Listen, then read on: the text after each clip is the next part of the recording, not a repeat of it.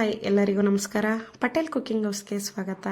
ಇವತ್ತು ನಾನು ಬೆಂಡೆಕಾಯಲ್ಲಿ ಒಂದು ಹೆಲ್ದಿಯಾಗಿರುವಂತಹ ಸಂಜೆ ಟೈಮು ಸ್ನ್ಯಾಕ್ಸ್ ಮಾಡೋದನ್ನು ತೋರಿಸ್ತಿದ್ದೀನಿ.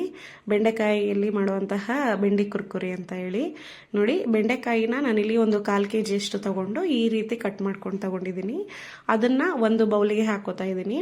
ನೋಡಿ, ಈ ಥರ ಚೆನ್ನಾಗಿ ನೀಟಾಗಿ ಕಟ್ ಮಾಡಿಕೊಂಡ್ರೆ ತುಂಬ ಕ್ರಿಸ್ಪಿಯಾಗಿ ಬರುತ್ತೆ. ಆದಷ್ಟು ತೆಳ್ಳಗಿದ್ದಷ್ಟು ಕ್ರಂಚಿಯಾಗಿರುತ್ತೆ. ಹಾಗಾಗಿ ದಪ್ಪ ಆದರೆ ಬೇಗ ಮೆತ್ತಗಾಗ್ಬಿಡುತ್ತೆ, ಕ್ರಿಸ್ಪಿನೆಸ್ ಇರಲ್ಲ.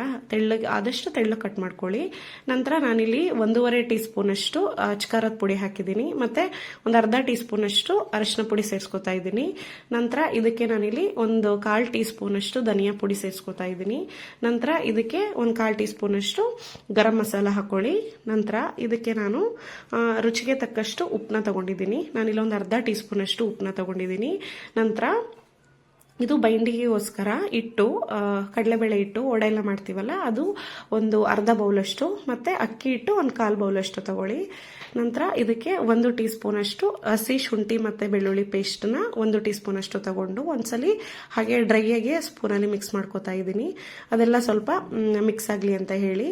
ನಂತರ ಇದಕ್ಕೆ ನಾನಿಲ್ಲಿ ಒಂದು ಚಿಕ್ಕ ಬೌಲ್ ಇತ್ತಲ್ಲ, ಆ ಬೌಲಲ್ಲಿ ಒಂದು 2 ಸ್ಪೂನಷ್ಟು ನೀರನ್ನ ಸೇರಿಸ್ಕೊತಾ ಇದ್ದೀನಿ. ನೀರು ಹಾಕಿದ್ರೆ ಸ್ವಲ್ಪ ಹಿಟ್ಟೆಲ್ಲ ಬೈಂಡಿಂಗ್ ಥರ ಆಗುತ್ತೆ ಬೆಂಡೆಕಾಯಿಗೆ ಅನ್ನೋ ಉದ್ದೇಶಕ್ಕೋಸ್ಕರ ಸ್ವಲ್ಪ ನೀರನ್ನ ಹಾಕೊಳ್ಳಿ. ನೋಡಿ, ಬೇಕಿದ್ರೆ ನೀವು ನಿಂಬೆ ರಸ ಹಾಕೋಬೋದು, ಉಳಿಬೇಕು ಅನಿಸ್ತವ್ರು. ಬಟ್ ಇದು ಹಂಗೆ ಚೆನ್ನಾಗಿರುತ್ತೆ. ಇದನ್ನು ಒಂದ್ಸಲಿ ನಾನು ನೀಟಾಗಿ ಕೈಯಲ್ಲಿ ಮಿಕ್ಸ್ ಮಾಡ್ಕೋತಾ ಇದ್ದೀನಿ. ನೋಡಿ, ಈ ಥರ ಆಗುತ್ತೆ. ಆಮೇಲೆ ನಾನಿಲ್ಲಿ ಎಣ್ಣೆ ಕಾಯೋದಕ್ಕೆ ಇಟ್ಟಿದ್ದೆ, ನೋಡ್ತಿದ್ದೀರಲ್ಲ, ಎಣ್ಣೆ ಚೆನ್ನಾಗಿ ಕಾಯಿಸ್ಕೋಬೇಕು ನೀವು. ಆಮೇಲೆ ಇಲ್ಲಿ ನಾನು ಇದು ಕಲ್ಸ್ಕೊಂಡಿದ್ನಲ್ಲ ಬೆಂಡೆಕಾಯಿನ ಚೆನ್ನಾಗಿ ಈ ಥರ ಎಣ್ಣೆಯಲ್ಲಿ ಹಾಕ್ತಾ ಇದ್ದೀನಿ.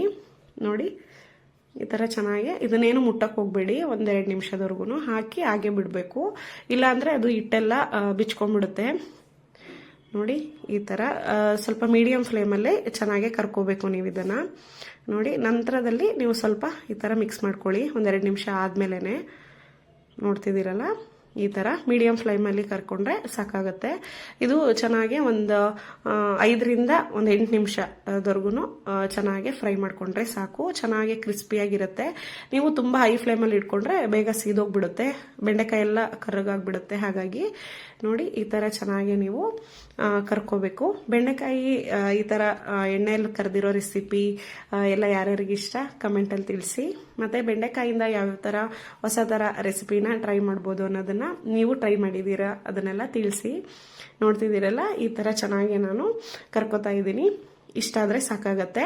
ಇದು ತಣ್ಣಗಾಗಕ್ಕೆ ಬಿಡಿ ಕಂಪ್ಲೀಟಾಗಿ. ಒಂದು ಪ್ಲೇಟಿಗೆ ಹಾಕ್ಕೊಳ್ಳಿ. ಬಿಸಿ ಇದ್ದಾಗೆ ತಿಂದರೆ ಸ್ವಲ್ಪ ಮೆತ್ತಗಿರುತ್ತೆ. ಸ್ವಲ್ಪ ತಣ್ಣಗಾದ್ಮೇಲೆ ತಿನ್ನೋದ್ರಿಂದ ಕ್ರಂಚಿನೆಸ್ ಆಗೇ ಇರುತ್ತೆ. ನೋಡ್ತಿದ್ದೀರಲ್ಲ, ನಾನು ಎಲ್ಲ ಬೆಂಡೆಕಾಯಿನೂ ಕರ್ಕೊಂಡಿದ್ದು ಈ ಥರ ಇಷ್ಟ ಆಗಿದೆ. ಒಂದು ಪ್ಲೇಟಿಗೆ ಹಾಕ್ಕೊಂಡಿದ್ದೀನಿ. ನೋಡಿ, ಎಷ್ಟು ಕ್ರಿಸ್ಪಿಯಾಗಿ ಬಂದಿದೆ.